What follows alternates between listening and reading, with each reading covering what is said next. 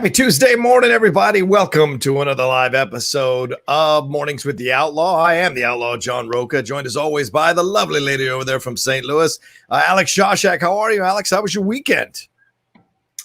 It was pretty good. Thankfully it's finally cooling down at nighttime. We over here in St. Louis, we had like a nice 68 set to 72. Ooh. And I was like, oh, this is lovely. Is that fall in the air? Maybe, or am I jinxing it? Oh, I don't. We're knee deep into September, so fall should be right around the corner for you guys.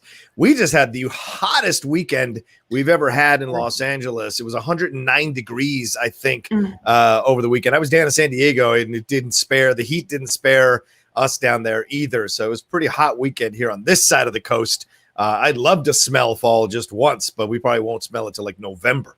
So enjoy yourselves and everything you got going on there, because it is tough out here. I'm telling you, it's no lie. Absolutely. Yeah. I'm definitely going to be throwing it in your face the entire time. So no worries. I got you. I got you, John. I got you. As you should. I will say to people who are wondering if I got to go see Tenet this weekend, to be honest with you, I just did not have the energy. Looking at 7 houses a day, walking through them, driving around to different neighborhoods, it just was super exhausting. And I thought I was going to definitely have a chance or rally. But to be honest with you, some things are just more important. And rest was more important to me than going and sitting in the theater for 2.5 hours and risking COVID. Doesn't mean I won't find a way to drive down there this week and maybe catch that and New Mutants back-to-back at a theater. So that's kind of my plan right now. So I will have a review at some point up this week on the channel. We shall see when. Anyway, but you're here for Mornings with the Outlaw. Thank you all so much for joining us. Got about 60 of you joining us live to start off the show. Please don't forget to hit that like button as you're watching the show and enjoying what we're doing. If you're watching us later, after we've already done it live, please hit that like button as well and leave a comment down below. All of that helps to elevate the show's visibility in the algorithm of YouTube for sure. We got so much to cover, but I sent Alex a couple of news stories that broke. One broke this morning, one broke last night, and we're going to try to get to those as soon as we can. But we'd be remiss not to start in the first place, and that is, as I just mentioned here, Tenet and the box office that happened with Tenet over the weekend. Pretty incredible stuff here. It made $20 million domestically. It is now at $150 million worldwide. It opened in 2,810 American theaters, including some in California. Like I just mentioned, San Diego opened their theaters. There are a number of counties here in California, not Los Angeles, where theaters opened and you could go see it. It didn't break any of the Labor Day records, which was Rob Zombie's Halloween still holds the Labor Day weekend record with 30.5 million. Still, to get to 10 million away during COVID, during a pandemic, I think it's pretty surprising for sure. There was the biggest non-IMAX screens. It was the hope that there was hope that the theaters, including domestic theaters that screen Tenet, their biggest non-IMAX screens for 4 to 12 weeks, would benefit from audience checking it out. It's gonna, at this point, according to Forbes and their estimate, it's going to make about $480 million worldwide, which would allow Warner Brothers to break even and justify its domestic release strategy. And this is a fascinating thing to consider, Alex, too, because this is a movie that a lot of people weren't sure was going to come out. It finally came out in these smaller theaters, in these smaller cities. Didn't come out in Los Angeles, Chicago, or New York, but still brought in about $20 million. I know that there were a couple of my patrons who went to see it in San Diego, and they said they were 2 of 3 people in the theater. So clearly, either the word's not getting out, the theaters are open, or people are still not willing to risk getting COVID, going to a theater, thinking they're going to get, slobbered on or get spit flying in their faces possibly, or people not wearing masks or what have you. So, A, what do you think about the $20 million haul for Tenet? And B, do you think people are still hesitant to go out to the theater until they open nationwide fully? I think it's definitely a mix of both. We have to remember this is also Labor Day weekend. People, oddly enough, are still doing their own family barbecues, things like that. You know, so we have to keep that in mind. It is notoriously so a very difficult, weekend to open up very well. Considering it's it's Rob Zombie's Halloween. That's like the record breaker for this. I was like, like That's a fair point. Okay, That's a all fair right. point, I think. Sure Yeah. thing. But I remember chatting with Lucas, just the other day. We were talking about, we were asked if we wanted to see Tenet, and I was like, I don't know, maybe if I'm okay with it personally. Knowing St. Louis, we're a little bit better about the whole mask situation. However, Lucas was like, nay, that sounds awful. I trust myself. I'm okay with like other people, but I do not trust that 15-year-old giving me popcorn behind the stand. That's who I don't trust. That's getting paid minimum wage. That's the person I do not trust. And I was like, you know what? Yeah, that makes sense. But yeah, this is not surprising to me all that much. People have been clamoring to get back to a theater for a while. Yeah. It's but I am surprised, honestly, that it actually performed as well as it did overall. Yeah, right. And that should tell you there are at least a certain contingent of people who are desperate to go back to a movie theater, desperate to feel like it's going back to normal, desperate to be part of this situation. One of my friends here in the Sphere, Lights Camera Jackson, he's such an awesome kid. He posted a tweet and he said, big blockbuster opening the theater, NFL around the corner, all this other stuff happening. It feels like we're slowly getting back to normal. And I know a lot of people want to feel that way, but it's dangerous. It's dangerous to start to feel that way. You start to loosen the restrictions, start to loosen these situations, and we could get a whole nother wave. We just saw that Sturgis rally, just read the reports last night. Apparently they can track 250,000 cases to that Sturgis rally that happened in South Dakota. The South Dakota infection rate skyrocketed to 20.2%. So that lets you know that if you don't take precautions, this thing is still very much a raging virus that can be spread easily amongst people if they don't take precautions. Now, it seems these theaters went out of their way to make sure everything was very clean. They were on top of it. And yes, even that kid who's getting paid $15 or less to work the stand or work the theater, there is a very high level of responsibility they're giving them, because the truth is, if there is no cleaning, if there's infections, these theaters close down. The theaters close down, these kids don't have jobs. So it's like it's that kind of thing that could maybe light a fire under their asses more than normal and hopefully keep them stringent. But you know how this works, Alex. As soon as people start feeling comfortable, the cleaning gets lax. It doesn't happen as often, and then stuff starts to happen. And then kids come into work sick because they have to make rent, or they have to pay for their car, or they have to work. That could infect us. Yeah, absolutely. But I think overall, Tenet and Warner Brothers should feel happy that they even got $20 million this weekend, even though maybe the theaters weren't fully to capacity at the levels that they were allowed to be at capacity. I do think it's honestly, I think it performed as well as it could have given the circumstances. I also do know that, it's mentioned in the article as well that it's we're going to assume it's a complete success, that it makes money at all, you know, all things considering. True. And, at the same time, there's nothing to really compare it to realistically right now. We can't well be like, the last national pandemic, we saw, the average movie made this, so we can compare it to that. No, that's ridiculous. So we have nothing to compare it to. And if we're gonna, and I'm sure, honestly, Christopher's kind of low key happy about that. Like, he's like, yeah, you guys hear that? My movie did the impossible, so no big deal, whatever.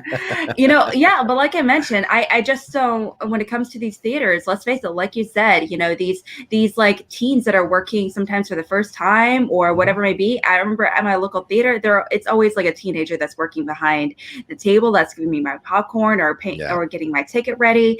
And realistically, I remember how I was when I was 15, and I know sometimes, let's face it, we're not always most responsible when they're at that age. And so it's just like, do I want to risk that kind of situation? So and a little bit of a background and perspective on this. The outcome, according to the New York Times, the outcome was not quite definitive.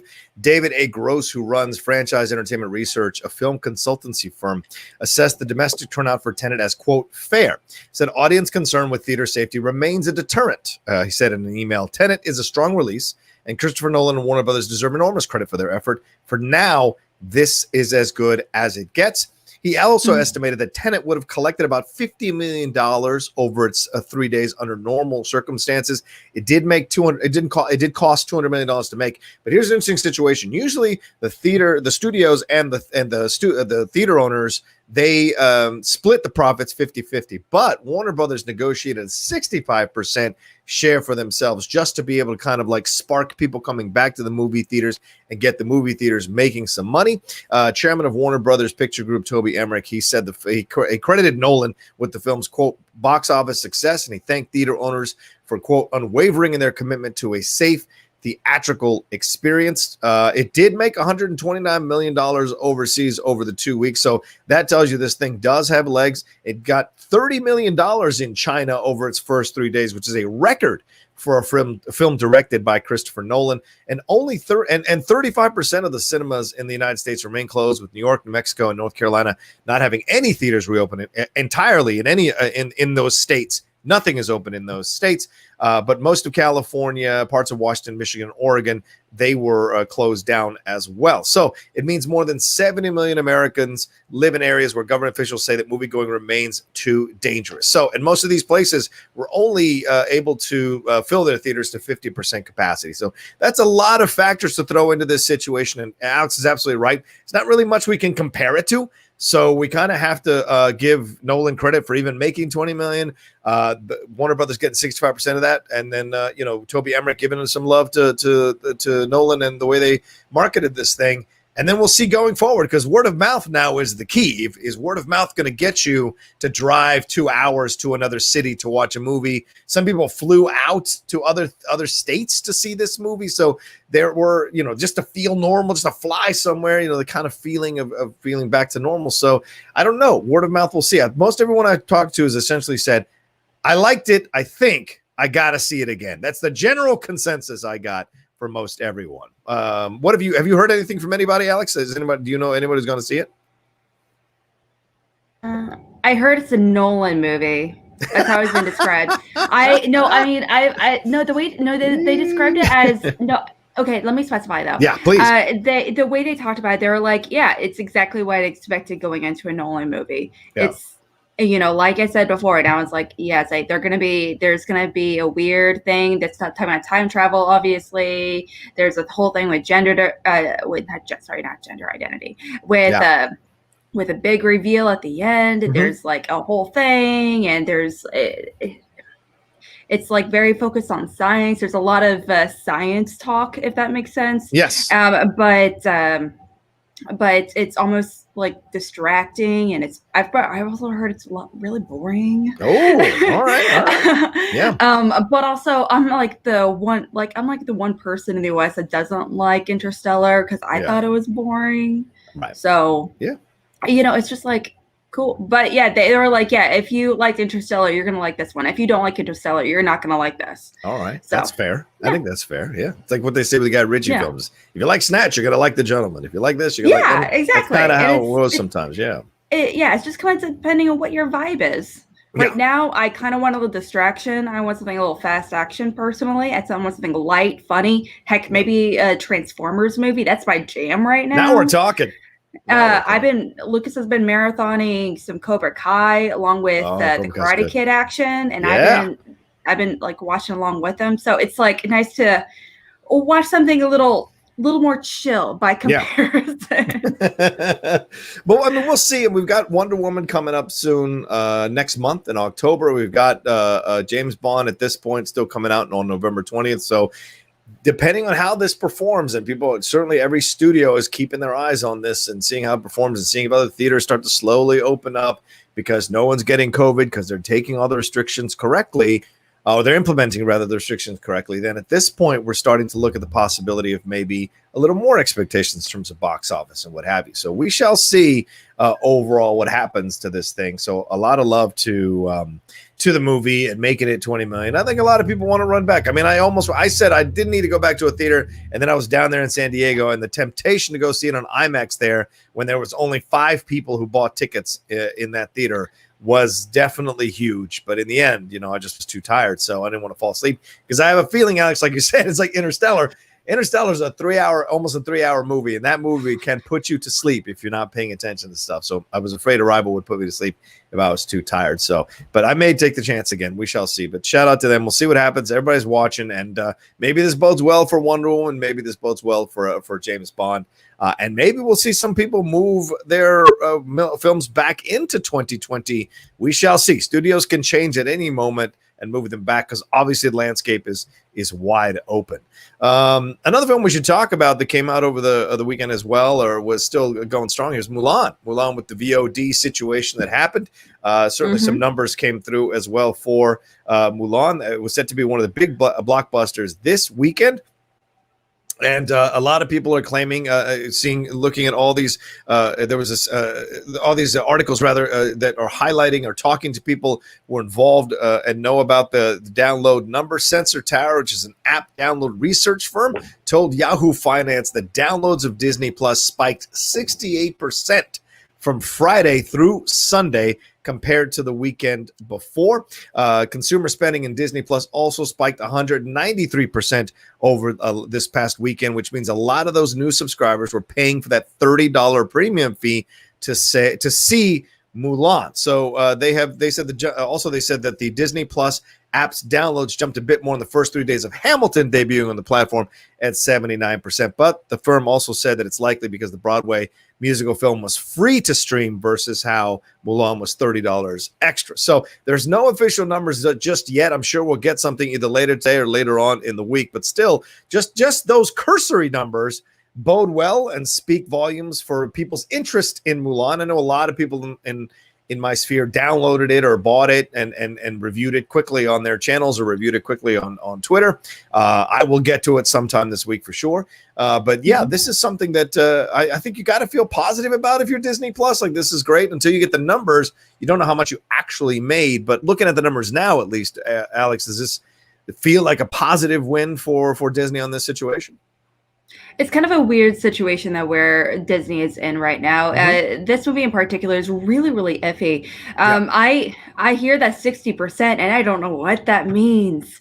Give me an actual number. 60% out of what? And how long? I don't know. This article didn't give me like any real hard facts, and I don't. Yeah, they talked about a 67% increase, and I'm like, that's great. Of what specifically? Of like just overall subscribers? Okay, so I mean, what about like added? Does that include added profiles to individual logins? I mean, so it's just because like I need an actual like hard fact definition of what it means, because that could mean me adding my brother and my parents to my account and they be accounted for potentially. So it's kind of iffy. I also don't really trust them to tell me the accurate number right now. Overall, I mean, realistically, like I said, Disney's kind of in a weird kind of situation right now. Also, this movie's being boycotted in different countries around the world, including, Taiwan, Hong Kong, for example, and just throughout Asia in general. So this movie is definitely actively trying to appear very beloved, especially right now. Yeah. I mean, looking at these, I'm looking at an article that just dropped here on the entertainment site called The Motley Fool, and they said that the Disney Plus downloads that increased by 68% this past weekend as compared to the weekend before, for a total of 890,000 downloads. So if you look at 890,000 downloads, take 68% of that, and that's what the increase was from the week before. And the week before is the 32% that's left over. That's how much it was last week, and then this extra 68%. So there are numbers to get from this, but overall, you got to. We don't know the profit, right? We don't know how many actually just joined and how many joined to actually pay for the movie. That's what we need to figure out. So Alex is right on that. It's like, what does it mean? 68% increase is great on the surface, but what does it mean financially? Did all those 68% of people that came over, did they pay for the movie, or did they just kind of sign up to be part of the crew with everybody else, but not necessarily pay for the movie?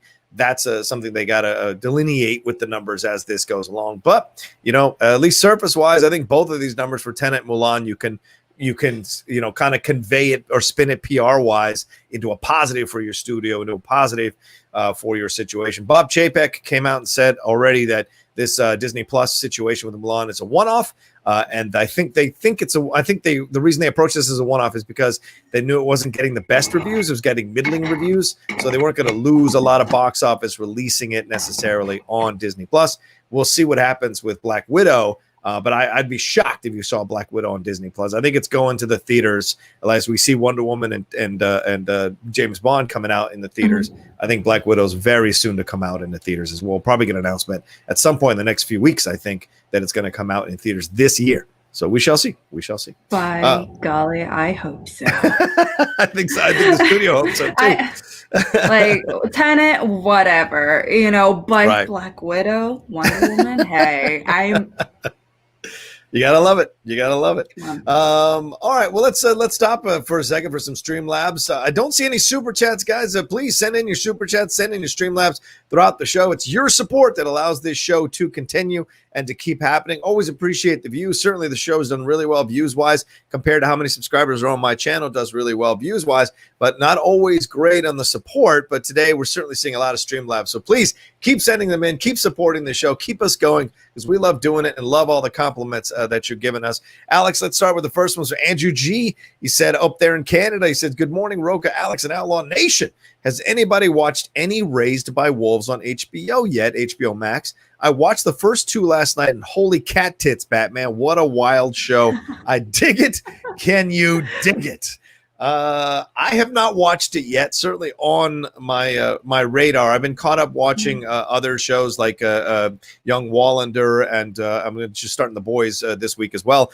But I will definitely get to Raised by Wolves. Have you started, Alex? Do you have any interest in this one? That was definitely one. It was, I believe it's the one that's produced, or the story is involved with Ridley Scott. Ridley Scott is the executive producer, and he directed the first couple of episodes. Yeah. So I mean, that makes me super excited, and also I'm really curious about the story as well. The idea of like an alien, group of people. Well, aliens. Sorry, not alien group of people. Sorry, aliens are AI. They're trying to like restart humans essentially, and craziness ensues. It's a really great premise. I love it. I do have HBO Max. Okay. I really do, and I've been trying to do it. However, I have Fire TV, and that sucks because they don't do it. And this is a show that I really wanted to watch on my TV. So I was hoping I might find out, they're cool to be viewed on Fire Items on TV. So, but however, no announcement is unfortunately. Yeah. So, and this isn't personally not a show that I want to watch on my little laptop screen. I want to save it for the big screen. So, I know. And vary the screen. Yeah. HBO Max isn't on Fire, as you said, Amazon or Roku. Yeah. I don't have it on the Roku. I have to watch HBO Max in this office because I have it on my Xbox One X. I'm able to put it up there and watch it. But I am considering getting an Apple TV kind of set up for the living room so that we can have HBO Max in there, because I don't want to keep moving the Xbox from living room to back to the office, living room back to it's annoying as hell. I know it's a privilege problem, but it's still annoying as hell. So I'd rather just buy an Apple TV, the cheapest one they have, and just hook it up there and be able to use it from there. So we shall see. But yeah, I agree. I mean, it's one of these ones you have to come around to and see if you enjoy. And I'm looking forward to it because I do like Ridley Scott. I do like this idea. And it's getting pretty much, for the most part, good reviews from what I've seen online. So I'm excited to take a look at that one. Haven't seen it yet, Andrew G, but hashtag holy cat tits. All right. Respect there. Love that. That was good. I have nipples, Greg. Can you milk me? All right. Jay Scotty Friel says, good morning and tidings from, sorry, I get this little scratch here. Good morning and tidings from the attic. Which writer-director combination would you tap to make a film about the year 2020? Many ways you can go with this. Emmerich, McKay, Stone, Jordan Peele, Mike Judge, and the Coen brothers, to name a few that come to my mind. Alex, writer-director combination, who would you tap? I don't know. It's that's definitely a weird question, but I actually kind of like it. I'm not gonna lie. I can't think of many writers off the top of my head. I can think of like a handful of like writer directors. I mean, like I should have both, but I can't think of too many like individual writers. However, I like the idea of Scorsese writing it just because with the mindset of Wolf of Wall Street. I think if it was weird, funny, but also dark at the same time, I think that would translate really well. But at the same time, like I don't know if I would want him to talk about the people like dying, because of this horrible situation. I don't know if I would want him to, talk about, a lot of the actual government situations going on as well. I would probably get legit too depressed. Yeah, it's fair. Seeing this movie. Ooh, Soderbergh. Soderbergh's an interesting choice. Yo, Mark, yo, you got it. I chose Soderbergh. I chose this guy. All right. Okay.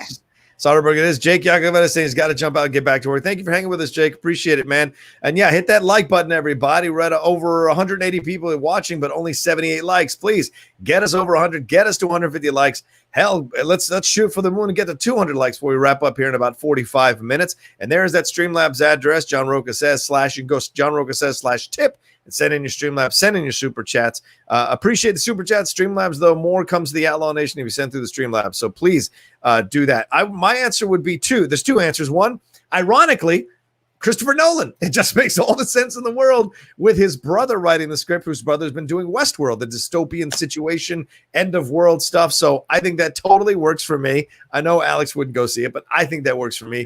The other answer for me is Taylor Sheridan, because he did Wind River and he did all these other things. I think the approach, like maybe a red state approach to what's happening in 2020 would be very interesting to see that perspective. Somebody or a family who's in there and what they're dealing with, what they're negotiating with initially, like against it, and then seeing other family members catch it, what's their reaction to it, and then how they reacted and everything's happening around the world. I think that would be a fascinating approach as well with what Taylor Sheridan, the work he does there. So I think those two are my choices. Let's see. John Doe says, can't trust theaters to uphold the mask policy for years. They can't stop people on their phones, babies crying, and lack of cleaning. So how do you expect them to handle stuff here? That's fair. That's fair. But I think we're more stringent. I think thare more stringent on it because their jobs literally depend on them doing good work and keeping people coming back. So the baby's crying. I mean, how are you going to stop a baby crying, for God's sakes? But I know they can't stop people on their phones. I agree with that. That's an issue. And I always think there should be enforcers in every theater that walks up, huge bouncer dudes who walk up, and the second you use your phone, you get one warning. And if they catch you again, you're out of the theater no matter what. And if you cause any problems, they pick you up physically and throw you out the goddamn door. Daniel Haygood donated. Thank you, Daniel. Morning, John and Alex. I'm glad there's life creeping back into the box office, but I wish Warner Brothers wasn't holding theaters hostage by demanding 63% of the take. It's actually 65 for Tenet for its first 12 weeks, not helping theaters really. Yeah. What do you think, Alex? I mean, this worked out well for Warner Brothers getting 65% of the take. But do you think do you think 35% is enough for theaters to make for now because it's encouraging people to come back in the theater? Or do you think they're kind of getting screwed over here by Warner Brothers? I don't know, honestly. Now I've worked a lot of jobs. I've been working every day since I turned 14. Yep. So, but one of the jobs I've never had was working any job in a movie theater, or I've never worked for a Hollywood studio or anything like that, obviously. Right. So I can't really pick which one. Both of them obviously need money. They both have had huge layoffs within the industry throughout, and so I have a hard time trying to pick which one deserves more money right now. That I do know movie theaters in particular, though, you can make the argument that movie studios wouldn't even be a thing if it wasn't for the theaters. So we definitely need to guarantee that their survival through this whole process, though. So I can see that argument, though. Yeah. I mean, we're starting to see, Alex, like more of these movie studios buying theaters. That may start to become a trend with this situation with COVID, where these movie studios buy theaters so they can screen their films in those theaters, and people know that's the theater to go to see those films. Excuse me, and so they don't even have to split it 50-50 with it. They get all the profits. So I mean, that's a possibility too. So we shall see. We shall see as this thing goes on and on what happens. But yeah, I hear your take. I hear your point, Daniel. It's for the first 12 weeks. They're trying to get people in the theater. Then we'll see what happens. I don't know what deal they have with Disney for Wonder Woman, and I don't want, and obviously the James Bond deal. Maybe that's a separate deal. Maybe that's not a 65-35 split. So we shall see as it goes down. But you make a good point. Does this make these theaters? Are they making these theaters survive on a threadbare budget? That's for sure. Ben Rayner. Oh, thank you, Ben, for the very kind donation. He goes, "Hey guys, haven't seen Mulan yet. I think I'm going to wait until December, only because I think it's getting mixed reviews." Yeah. Also, I hope you had a great holiday weekend. Thank you, Ben.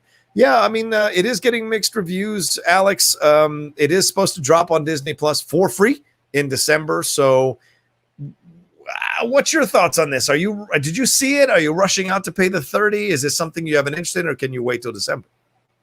Mulan is one of my personal favorite Disney movies of all time, animated Disney movies. Actually, just so I give you one a heads up, I'm actually going to be hosting a show called on Cinema Bites, where we're going to be covering Disney's animated Mulan today with Abby Freela as our guest. So you should come hang out starting at 10 o'clock Central. What's up? Sorry about the random drop. I apologize. No, it's all right.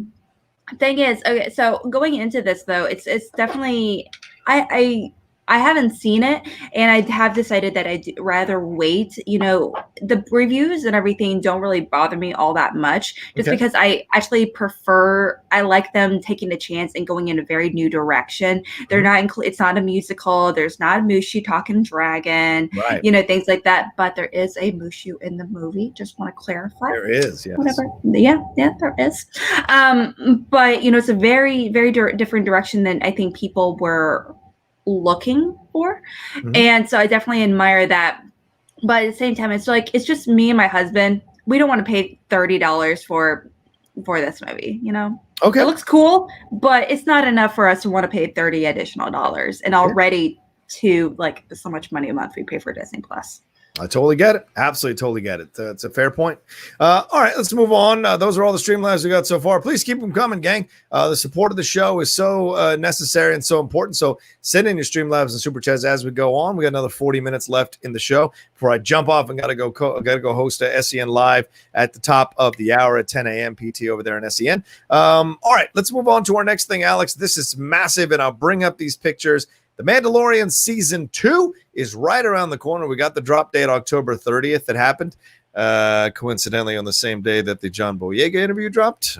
Make of that what you will. But anyway, Disney is going to release Mulan. I'm sorry, The Mandalorian on October 30th, Season 2. Big difference.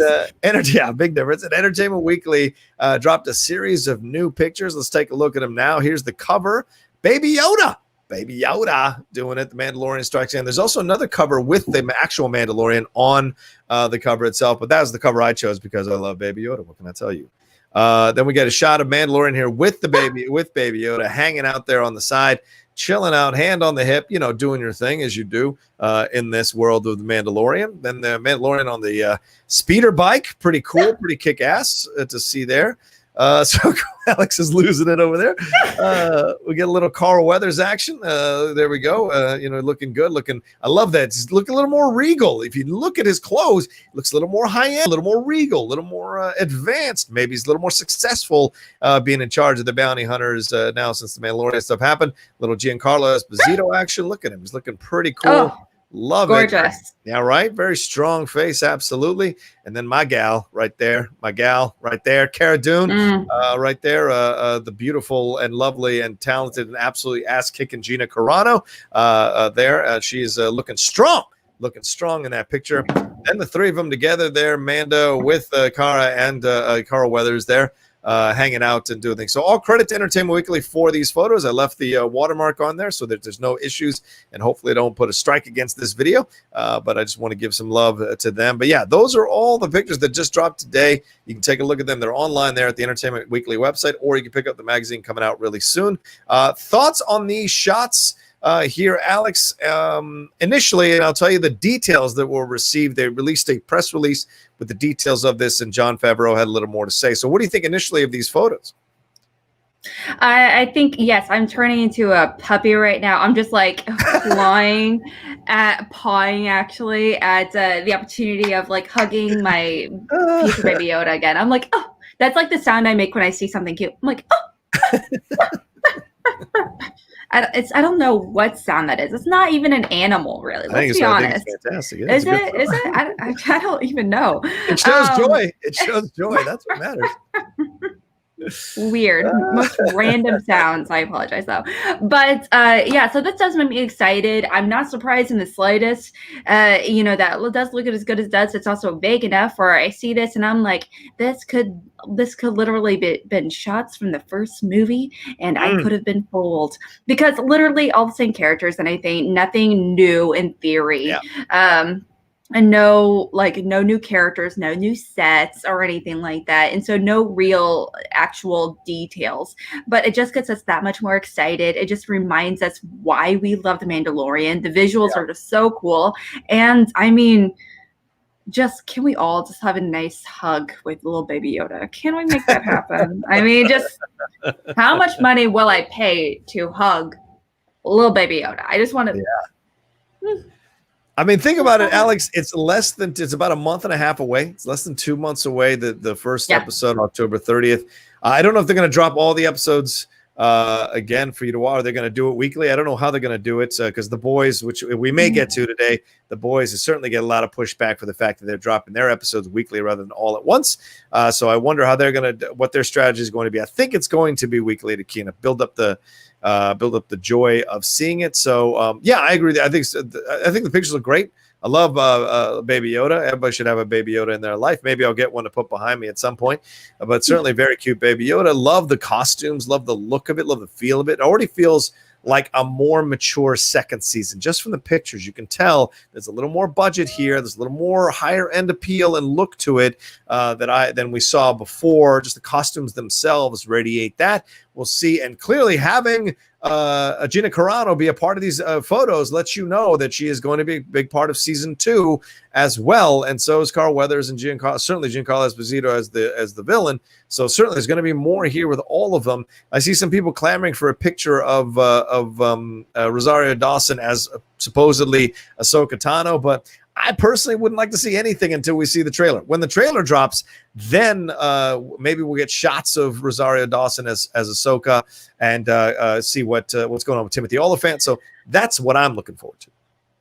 I am really kind of curious to see if a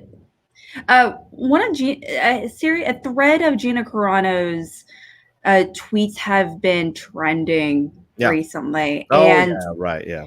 And if you want to bring that up, feel free. I totally get it. No, the thing is, with that in mind, and it's, and I'm not entirely sure what she's saying in the thread. However, because they are trending as much as they are with everything going on right now, I am actually kind of surprised they didn't put her on the back burner, her character in particular. Just for at least for this initial promotion, since it just happened in the past 48 hours kind of situation.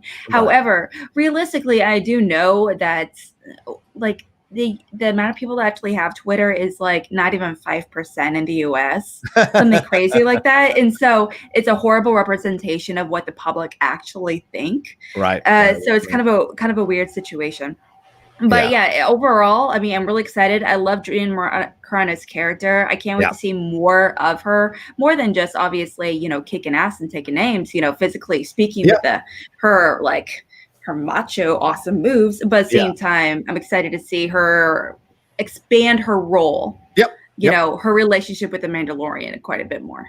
Yeah, I'm not disagreeing with you at all, Alex. I agree. I mean, having her be just a one-dimensional kick-ass character was good for the first season because it was nice to see Gina get some time and basically resuscitate her career as an actress. Mm-hmm. She was basically doing movies that went straight to video or DVD or whatever, and streaming or whatever. They were not first released films.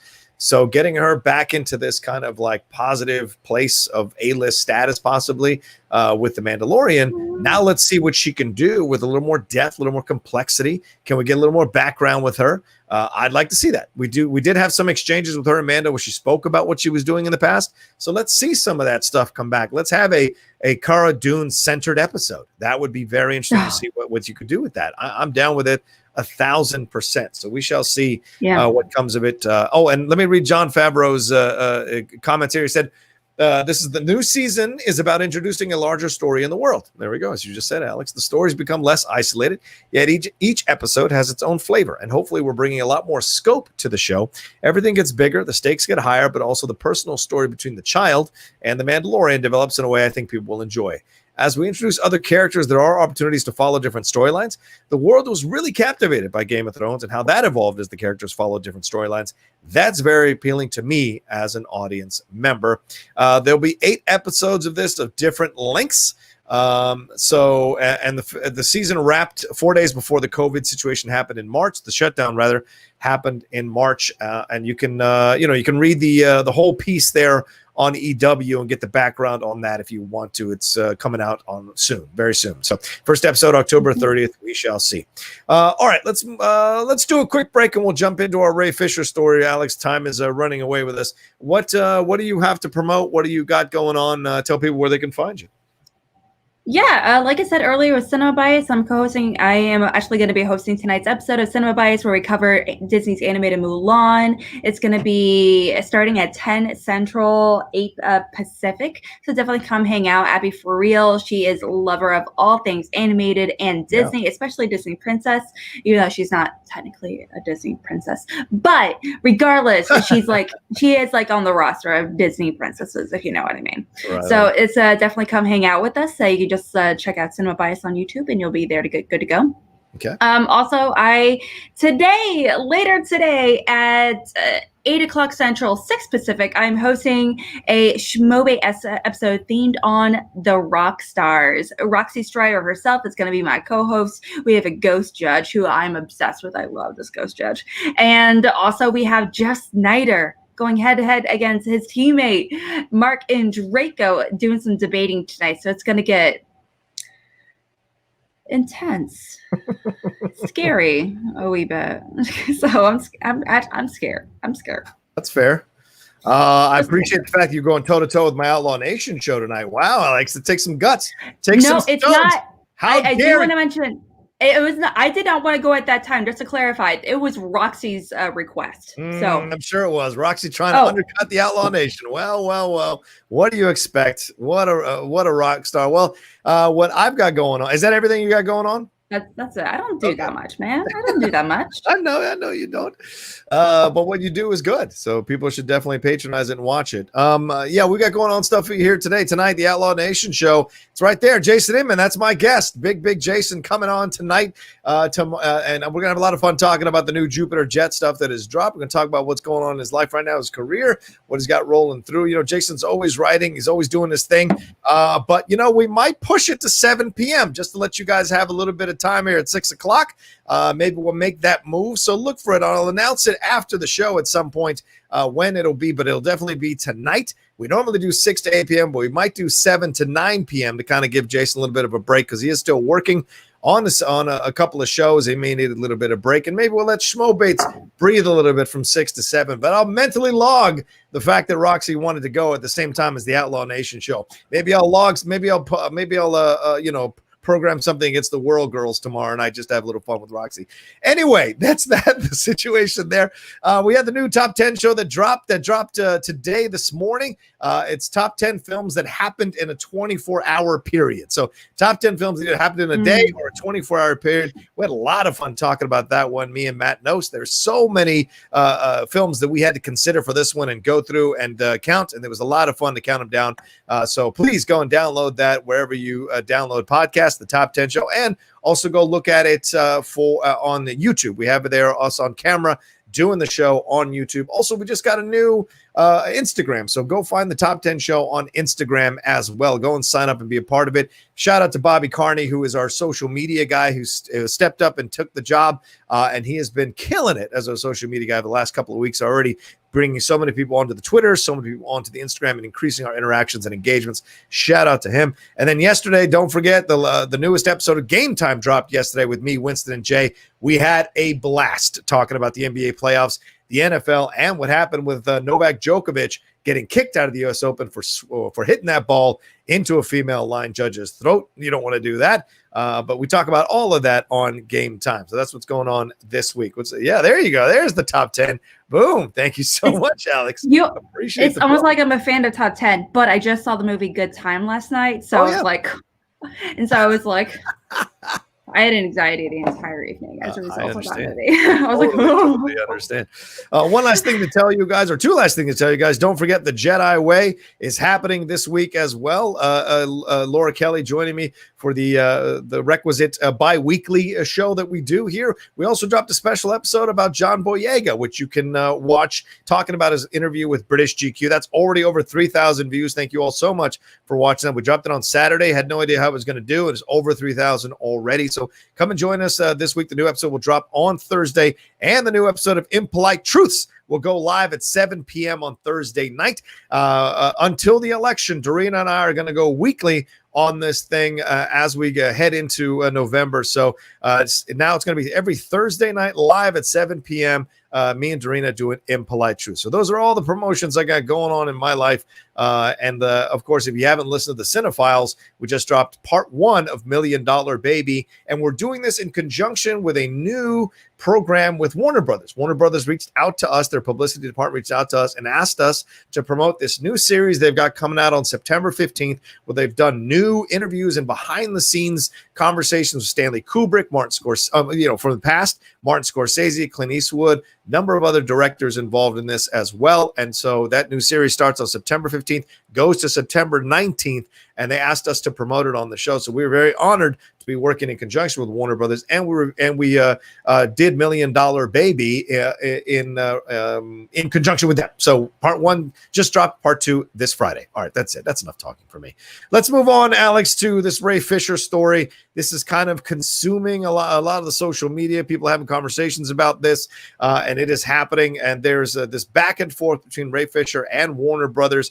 Ray Fisher now came out and disputed a claim by Warner Brothers that happened in the last couple of days, that he had supposedly, according to Warner Brothers, refused to cooperate with the investigation into possible misconduct during filming, and called the investigation's independence into question. Now, for those of you who remember, Fisher, who played Cyborg in Justice League in 2017, publicly accused director Joss Whedon of, quote, gross, abusive, unprofessional behavior on set in July of that year. He also said that behavior was enabled by then DC Entertainment president Jeff Johns and by John Berg.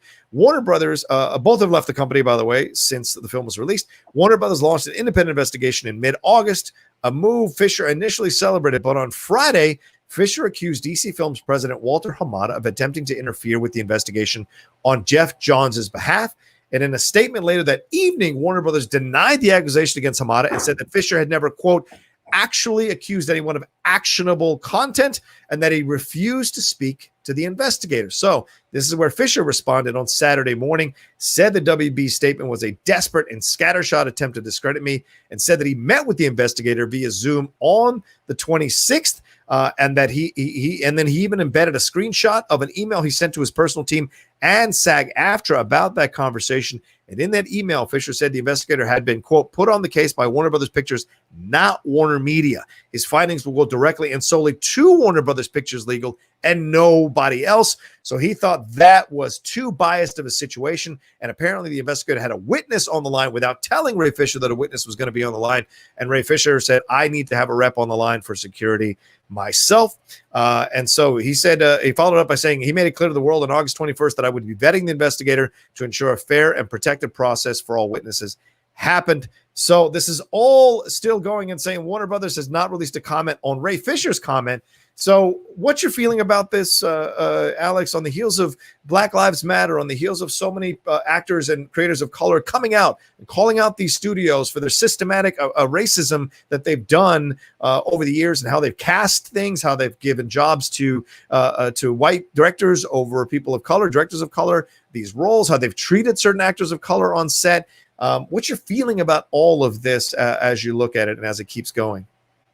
I wonder if John Boyega and Ray Fisher are like calling each other and being like, "Hey, bro, I got you." Yeah. You know, this like because it's a very difficult situation to be to be a young actor, especially of a young actor of color, in such a huge franchise. And let's face it, prior to Star Wars, John Boyega was an unknown actor, and Ray Fisher, he was dominantly a theater actor, as well. I don't know if he actually did any movies, like big movies prior to that, but I just Ray Fisher, was this was his big debut. Yeah. Oh, his big debut. Yeah, because I just know he was really big in theater. That's all I knew. Mm-hmm. So it takes massive balls for him to kind of go through this. It's really, really fantastic. Not to mention, like some people have mentioned in the chat, he's bringing the receipts, and everything he's saying, it definitely sounds very just. I've heard, Jeff Johns, he's definitely one of the most notable story creators for DC with, so I can't argue how amazing of a creator he is, obviously, and I'm not going to criticize them specifically. We're getting a lot from one side right now, and it's really kind of painting WB in a very iffy situation, and they're trying to come back with being like, well, you weren't compliant for this, and Ray Fisher's like, receipts, wham, real quick. He's really quick to point that out, and so it's a really interesting situation. But also several stars from the DC from the movie, it's also like coming out in very subtle support of Ray Fisher as well on social media. Certainly, Jason Momoa came out and said, "I stand with Fisher." So, absent good, when you say, why haven't anybody come out for him? They did come out for him. And what receipts? Go to Ray Fisher's Twitter and Instagram, and you'll see his receipts. He's got those emails posted there. Those are the receipts. Now, a lot of people saying, I see people in the chat, Jeff Johns, an upstanding guy, but that means nothing. That means nothing. You don't know what someone's personal experience is with somebody. And and look, Gabrielle Union is essentially taking on America's Got Talent all by herself. Like even Terry Crews turned on Gabrielle Union, and he's a black man turning on a black woman in this situation where she's claiming racism or systemic racism that was occurring on that show. And the thing is, people speaking out about this and talking about this, and I saw somebody say, I'm just tired with all of it. You're speaking from a place of privilege that you're tired of all of it because you don't get to deal with it every day. And maybe Ray is one of these guys and one of these new crop of actors of color who are not going to take it anymore. They're not going to take that kind of thing that generations before them did take just to survive, just to work. Even the late, great Chadwick Boseman said, didn't say, but like with his work, what he did is say, I don't want to play gangbangers. I don't want to play drug dealers. I don't want to play your easy stereotypes for black actors or black actresses.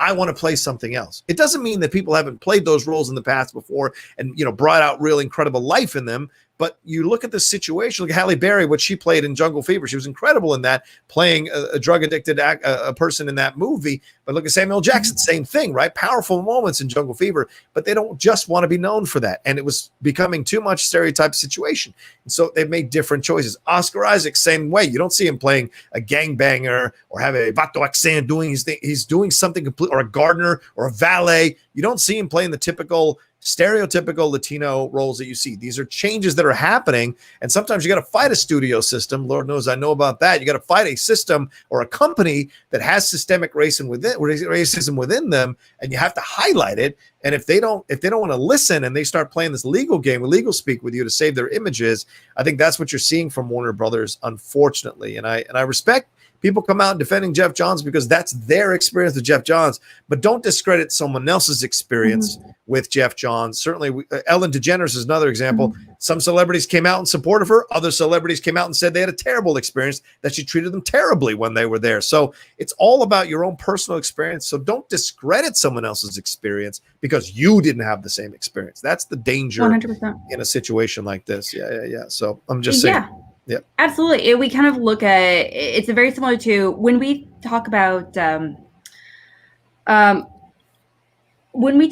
if someone is being abused. Let's face it. If one person's being abused by a partner, we can, but a lot of other people, my neighbors and friends and family might look at this guy, look at this person and be like, well, I've never had any bad experiences with him. Of course not. You Yeah. haven't had that many bad experiences. Right. Maybe you have, but maybe it's not to the surface yet, or maybe you haven't really acknowledged it.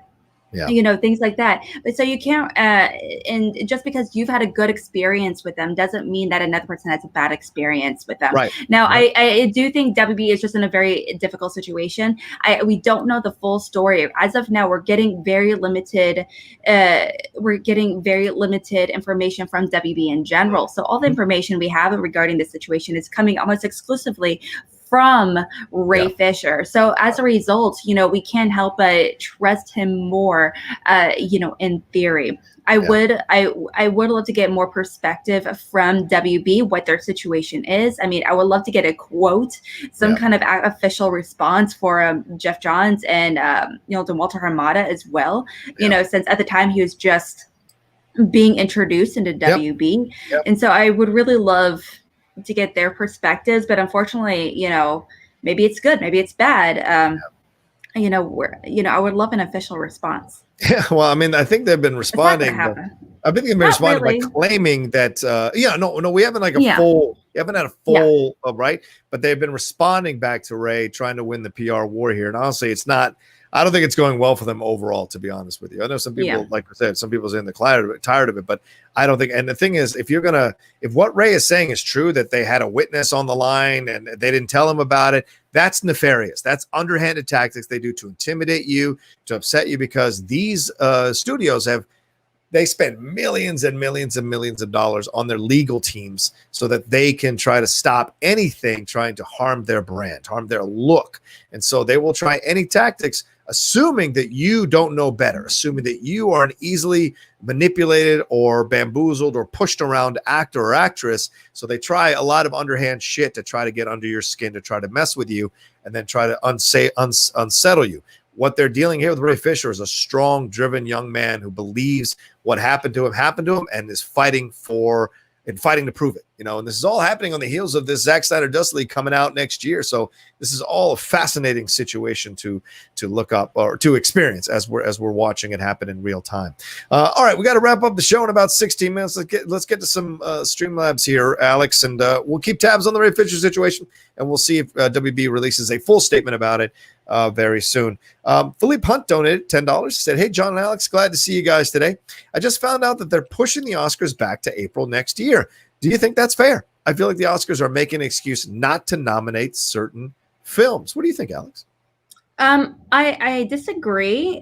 I don't think it's so much more they're making an excuse to not nominate movies. I feel like that just comes across really iffy, honestly. But at the same time, I do think it's just to allow more movies to get into theaters, because when it comes to the Oscar season, we have to remember it's not only movies that were released within this year, but also within the first month or two prior to the actual awards going down. And so, but also they're still iffy on how they're going to be doing the awards at all, guys. I mean, let's be honest. Yeah. I mean, and the thing is, Tenet, it's nice that Tenet got released this year, but how many movies are going to be released before the end of the year that you really want to throw into a category for Best Picture? I think that's the thing that's weird to me. Is it's like the college football season, right? Yeah, some teams are playing, but not all the conferences are playing. Not all the teams are playing. So to me, I could give a shit who wins the national championship. It's not really the national championship. If you're not playing a normal season with all the teams involved, then you're not really playing, to me, a legitimate national champion. You're not a legitimate national champion. It matters nothing. But in this situation, and same thing in this situation, unless all the movies that are supposed to come out, then I don't think you can call it any kind of thing. Because always there's that one movie that nobody expects to do well, pops up, does gangbusters in terms of critical response, and maybe an actor gets highlighted that wouldn't normally get highlighted. Maybe that movie gets nominated for Best Picture. Nobody expected it to. All those things happen all the time throughout the years in the Academy. So I personally don't think if you're not going to release, I personally think if you don't release all the movies, there's no reason to have an Oscars. Just skip the Oscars this year. It's not a big deal. And if Nolan wants just give him 20 Oscars and go, you win, guy. Go and feel great about yourself. So that's the thing that I feel like in this situation personally. All right, let's see. PC donated. Thank you, PC. It's very kind of you today. Really appreciate you sending that along. D-Train. What's up, D-Train? I saw Tenet this past weekend, and I was impressed. It's definitely the right movie to get back into theaters because of its cinematic experience. Good. Might be a good point. It might have the best action scenes and fight choreography in a Nolan movie. Can't wait to see it again. Alex, does that kind of change your mind a little bit, or still it's a Nolan movie and you're on the fence? It's 100% a Nolan movie. I don't know what you guys are talking about. I'm never gonna look at my favorite Christopher Nolan movie is Prestige. I love Prestige. Yeah. I really Prestige. Do. I do want to clarify. I do really enjoy a lot of his Nolan movies. I like Inception. It's a fun time. I love Momentum. Sorry, not Memento. Sorry, Memento. Not Memento. That's a very different thing. Yeah. Obviously the Dark Knight trilogy. I do think Batman Begins is completely underrated. Dark Knight, obviously iconic. Batman Begins is rough, but one of the best opening scenes in any comic book movie in history. I will fight you on that. The one on the airplane scene alone. Oh yeah. Again, one of my favorite opening scenes in any movie, but also especially in comic book movies in particular. Agreed. So again, there's a lot of movies and moments I love with Nolan, but it's just like cool. Yeah. It's almost like when I hear Michael Bay movies coming out. Cool. I'll catch it later. How dare you? I won't have you sacrilege on this show. I won't have you do it. I'm sorry. Are you putting what? Wait, what are you saying? What are you saying? We having a schmo bay right now. What are you saying? What are you saying, Alex? Sir, okay. I wish I had nails so I can clap back efficiently. Clap back efficiently. Okay. But I do want to clarify, Michael Bay is great, but also he has a history of like a lot of weird stuff. If we're going to talk about controversial figures in Hollywood, Michael Bay is at the top of the list, okay? We need to talk about Megan Fox and how underrated she is. She's amazing and beautiful human being, okay? But yeah, let's face it, he's not making any beautiful movies anytime soon outside of 13 Hours. I really enjoy Transformers. The first handful of movies, the first and second one, I think are real fun times. I don't want to talk about like the one medieval knight one with King Arthur. Last night. Okay. Sorry. All right. I'm going to address your points one by one. First of all, I totally appreciate the Megan Fox and what she dealt with him. Absolutely, that was an inappropriate situation. And yes, Jimmy Kimmel and all those guys that got rightfully called out for it, for promoting it and think it was funny. Absolutely correct. Yeah. That doesn't take away that she's a crap actress. I'm sorry. That does not take away from the fact that she's a crap actress. She's not underrated. This is 40? How to make friends and alienate people? Are you kidding me? She is not good. Jennifer's Body? Okay. You know what, John? Movie? You're not good. Okay. Movie?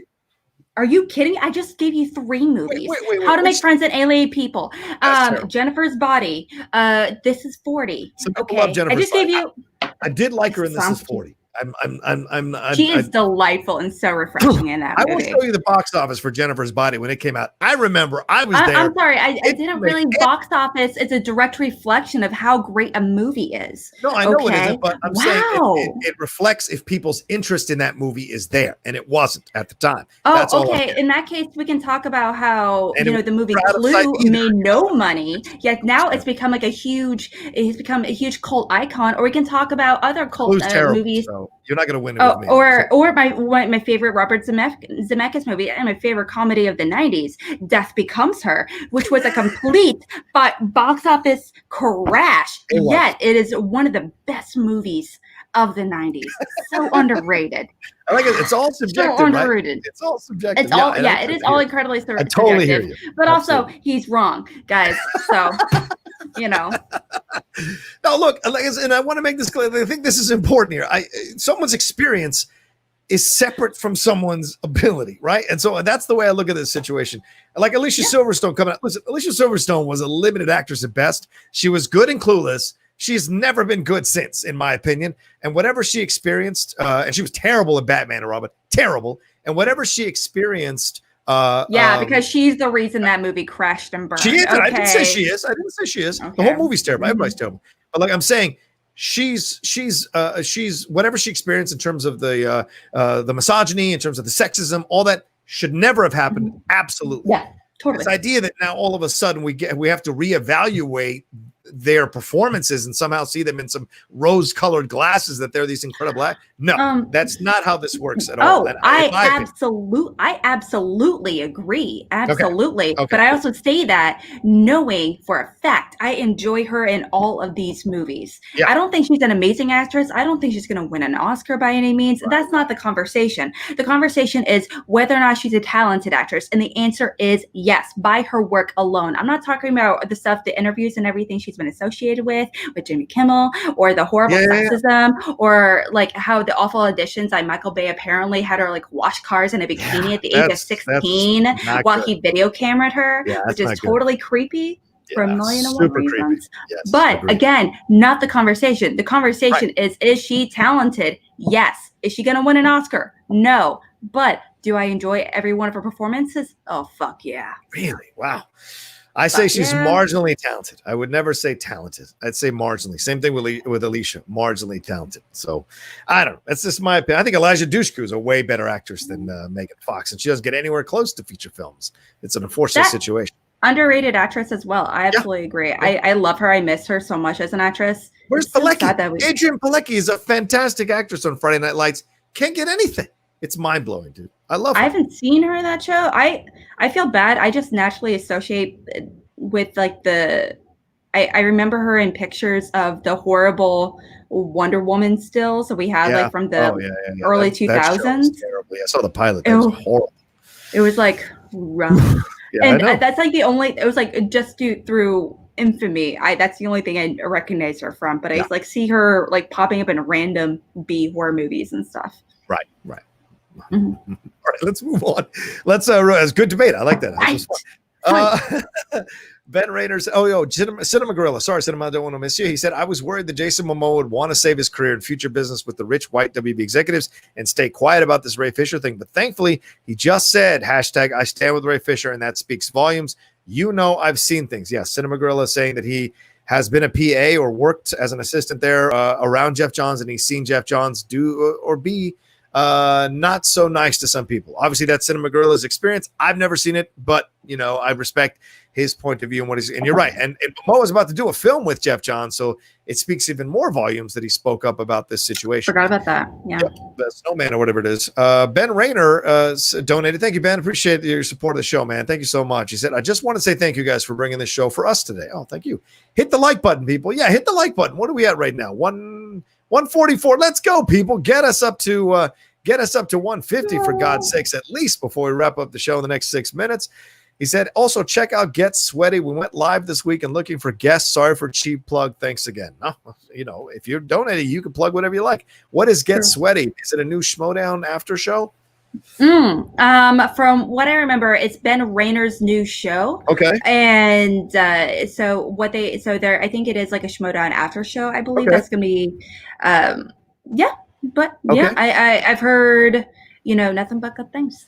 Okay. Shout out, Ben. Then go Sweaty. Go check it out. Also, check out the Ultimate Schmodown show. That's the show that I executive produce, like Steven Spielberg executive produces movies, like from way in the back, watching other people do it. So that's kind of how I do. All right. Let's see what else we got here. PC was very kind. Shot us some money. Thank you, PC. You're very, very kind. Thank you very much.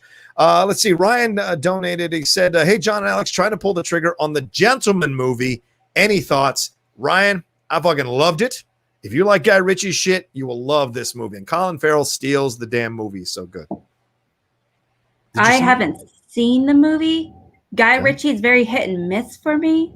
And so, and I also think is the only real exciting idea about that movie to me is, again, Guy Ritchie is kind of similar to Christopher Nolan. If you've seen one, you've seen one or two, you've seen all of them.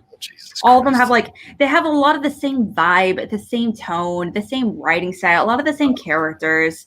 Whatever. Okay, cool. Whatever. Crazy. They're all set in London. Nuts. Oh my gosh. But anyway, I was really excited. I am really excited to watch this movie when I definitely get to it. Yeah. I'm excited for Henry Golding, and I don't think we're gonna have. And I've heard nothing but great things about him in particular for this movie. Yeah, definitely. He's fantastic in the movie. Yeah, definitely do it. You're gonna enjoy it. It's a great, fun movie, and Hugh Grant. And Colin Farrell is standouts of the film. Everyone else is great, but those two are the standouts of the film. And Michelle Dockery, it's great to see her not playing Lady Mary. So it's good to see her. Let's see. Jaimin John sent us two of them. He says, better Joel Schumacher movies to recommend, like Falling Down, Phone Booth, A Time to Kill. Falling Down. Wait, so I don't understand. So he's the saying question is like Joel Schumacher movies to recommend, like Falling Down, Phone Booth, A Time to Kill. Yeah, absolutely. Throw Lost Boys in there. Yeah, I mean, there's a number of great Joel Schumacher films that he did. Tigerland is fantastic. Speaking of Colin Farrell, he's great in Tigerland. So, yeah, there's a lot of Joel Schumacher movies. Don't just focus on the Batman Forever or Batman and Robin movies. I agree with you, Jaimin John. That's a fair point. I'm trying to remember ones that he did. Falling Down, I do have to admit, it was like pretty fun. But Flatliners is a fun time. Oh, Flatliners is good. You can't forget Saddam's Fire. Yeah. That's if you kind of want something with a little nostalgia, if you want to be depressed a little bit, you watch St. Elmo's Fire. Sure. But I stand by it. Yeah. But also, I'm also Batman and Robin's also like low key a fun time. So you can say, oh my god, it's not a good movie, but it's a fun time. I've never finished that movie. I've never finished that movie. And that's fine. I acknowledge that. It's a bad movie, but it's a fun time, just like Transformers movies. How dare you? Transformers were better. John says, why Montgomery? Yeah, drink that tea. Why Montgomery Clift is not well known as fellow original method actors from 50s, Brando and James Dean. I love Monty. Oh, because I think Montgomery Clift never got the chance to be the star of those films like Brando, these iconic films like On the Waterfront or Streetcar Named Desire for Brando, and for James Dean, of course, shooting up to do 3 incredible movies and then dying in a tragic car accident that kind of elevates the legend and legacy of who you are. And Montgomery had a lot of mental health issues, drug issues, things of that nature. And I think a lot of that kind of corrupted how people saw him and viewed him. But Montgomery Clift is an incredible actor. I watched From Here to Eternity like 3 weeks ago by myself on the couch, remembering how great he is in that movie. Judgment at Nuremberg, he's fantastic. There are so many great movies with Montgomery Clift. So you're right to bring this out, that he isn't as recognized as people should recognize with him. Plus, he struggled with plus he had to deal with being homosexual in a time when it wasn't embraced and it was made fun of. Certainly, there are stories of Burt Lancaster making fun of him all during the film of From Here to Eternity because he was gay. So there was all of that rolled through, and unfortunately, Montgomery had to take a lot of the brunt of it. But an incredible actor. So thank you for bringing him up, Jaimon. All right, D-Train sent us one. He said, highway scene in Tenet reminds me of the highway scene in Matrix Reloaded, but better. Ooh, that excites me. Which one? Like the Matrix sequel? Yeah, with the 18-wheelers going slamming into each other, and the fight on the highway. Do you remember that one? Sure. Yeah, okay. Sure. I mean, yeah, I see it. I still don't want to see Tenet all that much, but that's I see you. I see you. That's fair.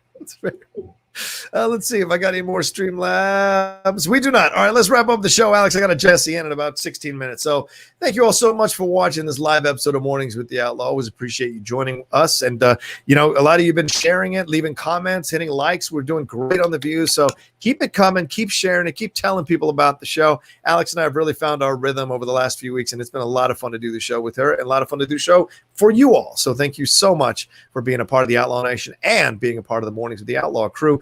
Alex, once again, where can people find you and everything you got going on? Right here on Twitter @real_Alex Mack. You can also find me part of the Call to Action podcast group. You can find it on YouTube and anywhere podcasts are found. Call to Action. But my shows to Schmobates is happening tonight at 6 Pacific, 8 Central. So please come hang out at one of us, because I was totally deliberate, and watch some very cool, weird people debate some even weirder questions. So it's going to be a fun time. Yeah, especially with the rock stars involved, especially Andrego versus Snyder. Yeah. It's going to be awesome with the Roxy hanging out. Oh, it's gonna be so Definitely fun. watch that. I just got the text from Jason Inman tonight. The Outlaw Nation show will be at 7 p.m. 7 p.m. to 9 p.m. He's totally down to do it. So we will not be at 6 p.m. PT like we usually are. So rock stars, enjoy yourself for an hour. We're going to slide in there at 7 to 9 p.m. Come hang out with us on the Outlaw Nation show. Jason and I having a blast. Thanks to everybody who watched last week when I went full drunk and did 3 hours of just answering your questions. It was so great to hang out with you all. I really appreciate it.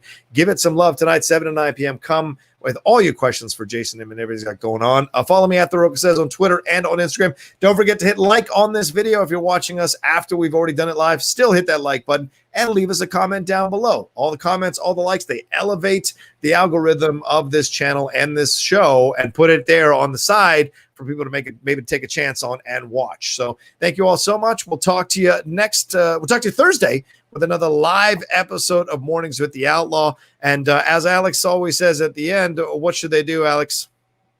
Wear a flippin' mask, guys. Wear